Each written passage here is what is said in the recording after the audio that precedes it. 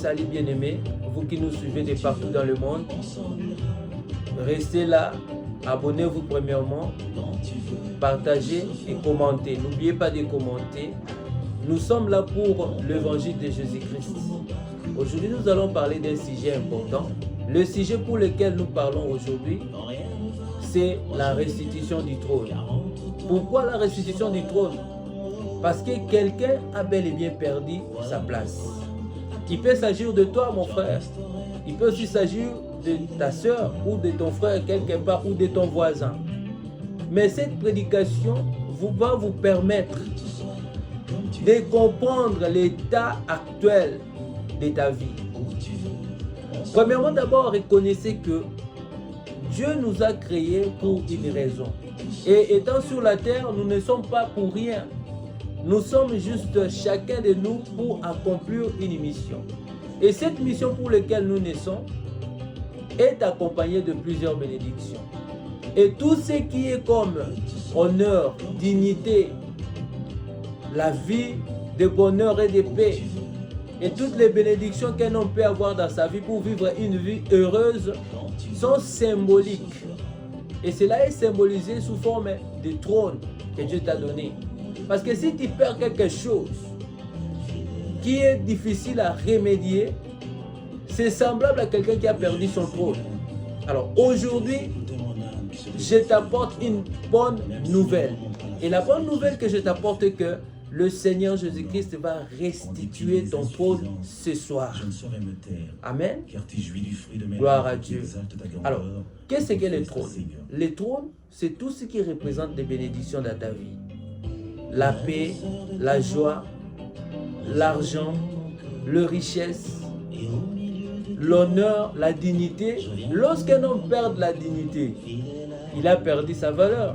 Lorsqu'un homme perd sa joie, il perd ce qui est important. Lorsque l'homme perd sa richesse, il ne sert plus à rien. Parce que sans argent sur cette terre, c'est difficile de vivre une vie normale. Alors, aujourd'hui, il nous est important de comprendre que beaucoup vivent en dessous de leurs privilèges.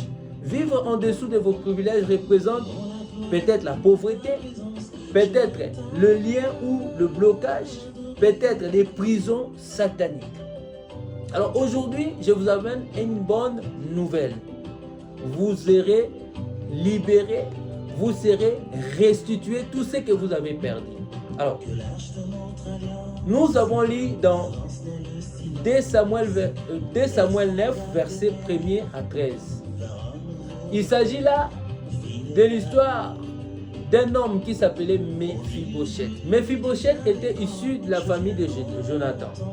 Alors, dans la promesse que Dieu avait donnée à David, dans 2 Samuel verset 7, 2 Samuel 7 verset 12, Dieu avait promis un trône à David, alors que David était roi. Mais Dieu avait promis à David que son trône régnera pour toujours. Alors, avant d'aller dans cette histoire, nous allons parler d'abord de Mephibosheth. Un jour, David était sur le trône. Étant sur le trône, David s'est décidé, non, j'ai eu un ami fidèle, un ami qui m'a toujours honoré, qui a sauvé ma vie devant Saoul, son père. Et quel était cet homme qui avait sauvé la vie de David? C'était Jonathan, bien sûr. Alors, Jonathan était déjà mort. Et il s'est fait que, tellement il y avait la guerre, toute la famille royale a été tuée par les ennemis. Alors David s'est dit, je dois quand même faire du bien à quelqu'un. Et celui que je ferai du bien doit être de la famille de mon ami Jonathan. Alors, regardez partout, il a essayé de vérifier, il a envoyé des messagers pour voir s'il y avait quelqu'un qui représentait la famille royale. Malheureusement, il n'y en avait personne sur la ville. Alors, David s'est dit, allez jusqu'à Lo-Débar. Lo-Débar, c'était un village, un lieu vraiment très négligé, un lieu qui n'avait pas de valeur, un lieu qui était caché, un village vraiment très coincé que personne ne pouvait y penser. Mon frère, ma soeur qui m'écoutait, Si aujourd'hui vous êtes peut-être dans un lieu très coincé, vous êtes au village, vous êtes dans un coin que personne ne peut tenir compte, vous êtes presque oublié de votre famille, ne t'en fais pas. La grâce de Dieu peut te localiser même dans le village. Sachez que la grâce de Dieu peut te localiser même dans un trou, même si on t'enferme dans une maison, dans la forêt. Ne vous en faites pas. Dieu peut tout voir. Les bénédictions que Dieu a prévues pour toi ne dépendent pas de ta situation actuelle. Tout ce que Dieu a donné doit se réaliser. Alors aujourd'hui, ce serait le jour de ta délivrance. Alors, parlons de Mephibosheth. Mephibosheth était d'abord un infirme. Lui-même ne croyait pas qu'un jour il pourrait arriver à succéder ou à ressortir encore ou à avoir encore de la valeur. Mais quand Dieu veut bénir quelqu'un, Dieu n'a pas besoin de vos valeurs à vous. Si Dieu veut te relever, si Dieu veut te restituer tout ce que tu avais perdu, Dieu n'aura pas besoin de quelque chose en retour. Dieu regarde à son alliance. Quelle était l'alliance? L'alliance était l'alliance de Jonathan et David. Peut-être que ce que vous vivez aujourd'hui, c'est le fruit de l'alliance que tes parents ou tes grands-parents ont eu à réaliser dans le passé. Et si c'est une bonne alliance qui a été faite de manière correcte, cette alliance te procurera des bénédictions, comme le cas de Mephibosheth. C'était une bonne alliance que David avait conclue avec Jonathan. Et cette alliance a amené la bénédiction sur quelqu'un qui n'était pas même perçu, qui n'était pas considéré. Qui en regardant comme ça, c'est quelqu'un qui ne devrait pas même mériter cela. Mais l'alliance est très importante.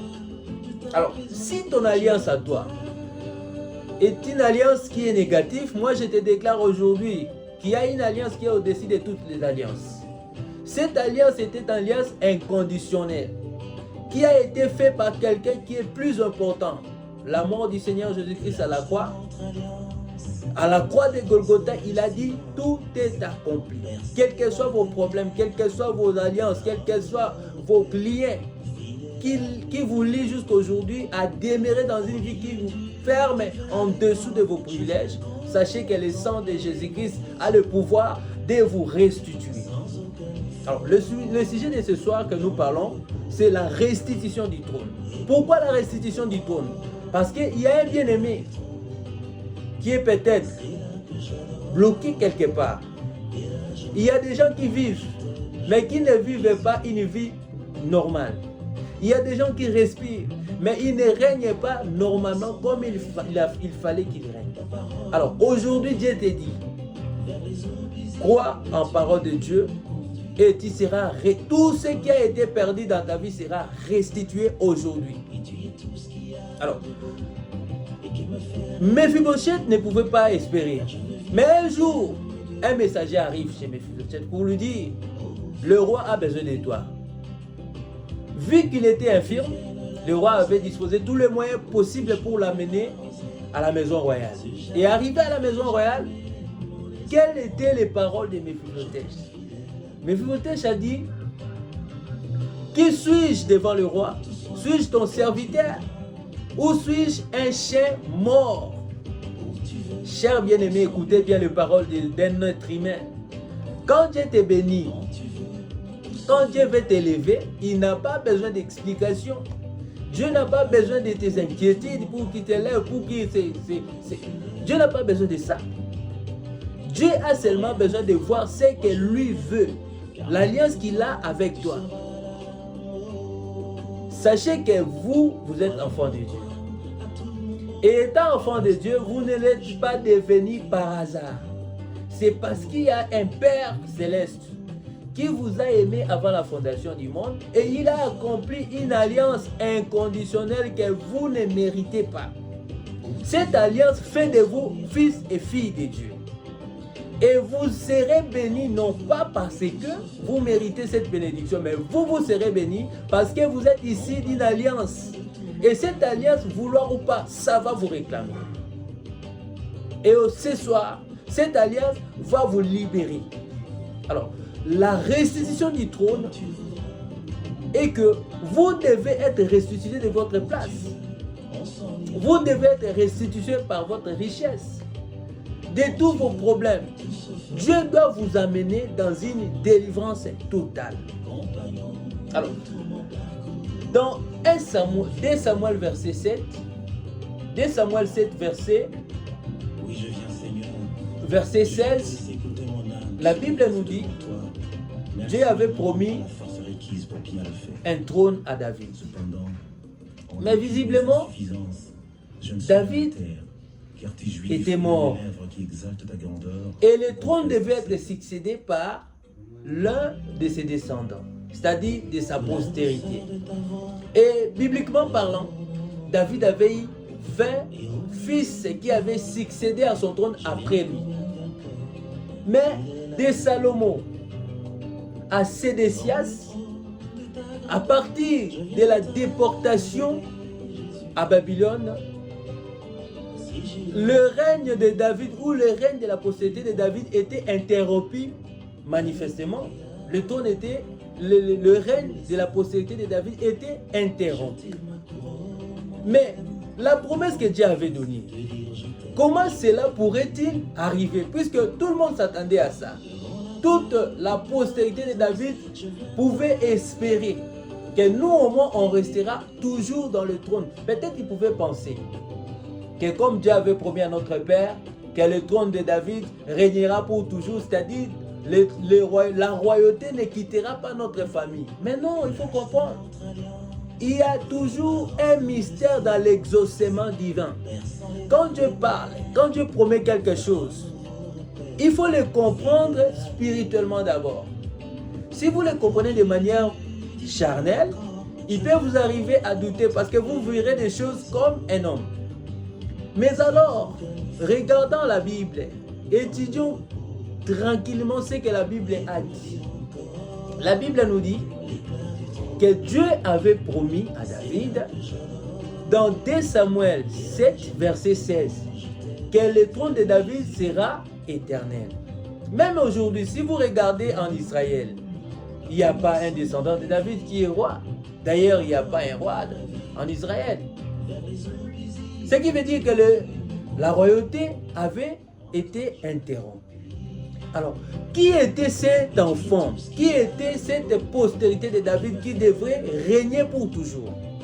Alors, nous allons lire dans Matthieu verset, c'était Matthieu verset 1, non, Luc 1, 31 à 33. La Bible nous dit qu'un ange apparaît à Marie pour lui dire, un fils sera né de toi, il régnera sur le trône de David, son père, et son règne sera éternel.